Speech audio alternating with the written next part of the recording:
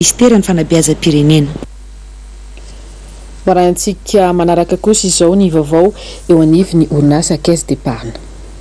Efa nanomboka tamin'ny taona 2024 no nahatsikaritra ny syndicat SVS na ny syndicalisme vahaolana sahaza fa misy fitantanana tsy ara-dalàna ka boraraka ny eo anivon'ny orinasa Caisse d'Épargne. Manao antsoavo araka izany izy ireo. Va efa tokony potserina angambany zay no madika azy zay efa tsy tokony andrasana ela intsony ny fanatanterahana ny fanovana ny fitantanana eny fatrany mpitondra eo anivon'ny orinasa Caisse d'Épargne. Ny zavatra takina araka ny fanambarako teo dia ny fanovana mpitantanao mba tsy hitohy intsony izao gabraraka izao. Ho an'Andriamatoa ministra ny voly ho ataonay ny antsoavo aminy hoe ilainay eo anivon'ny orinasa Caisse d'Épargne no mba hanaovana fitiliana ny fitantananao asa na ampidinana ny IGE na zay fandatsahana tsy fantatry zay makasika ny hoe atoke organe mahatapaka ny amin'izay fitiliana na ny fijerena ny fomba fitantananao. Aleo asina solitena ny mpametra-bola na hoe ny épargne sy solitena ny mpiasa eo anivon'ny conseil d'administration. Mahery ny iray tapitrisa ny mpanjifan'ny Caisse d'Épargne manerana ny nosy amin'izao fotoana izao. 2.700 kosa ny mpiasan'ny Caisse d'Épargne miparitaka amin'ireo masovoiny manerana ny faritra 220.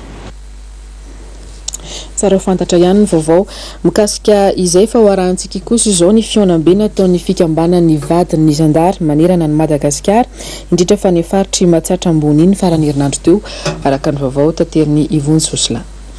Raha ny lalàna amin'ny feny zandarmeriam-pirenena amin'ny fanaovana asa sosialy dia tsara eo anivon'ny kazerna ny fisian'izao fikambanan'ny fivazaha na fikambanan'ny vadin'ny zandarmeriam-pirenena satria tosika mampifandraisa mampivondra ny zandarmeriam-pirenena amin'ny fantanterana ny asany hoy ny lehibe ny zandarmeriam-pirenena malagasy.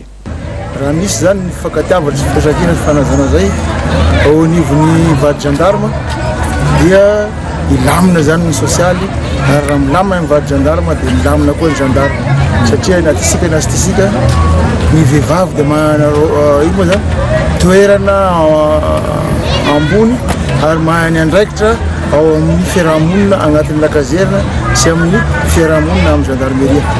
Nandritra ny fionambe ny vadin'ny zandarmeriam-pirenena tany Fianarantsoa ny farany herinandro lasa teo iny dia fantatra fa nisy ny fifidianana ny filoha sy ny bureau anatiny mifeny ny fivazaha. Ny laharam-pahamehana zany amin'izao eo am-pandiniana azy zany zay ao io amin'izao hoe inona ny hatao hampandroso ny fikambanana ampiroborobo ny fikambanana vadin'ny gendarme eto Madagasikara fa tsy Antananarivo rery fa eran'ny Madagasikara zany io fikambanan'ny fivazaha io.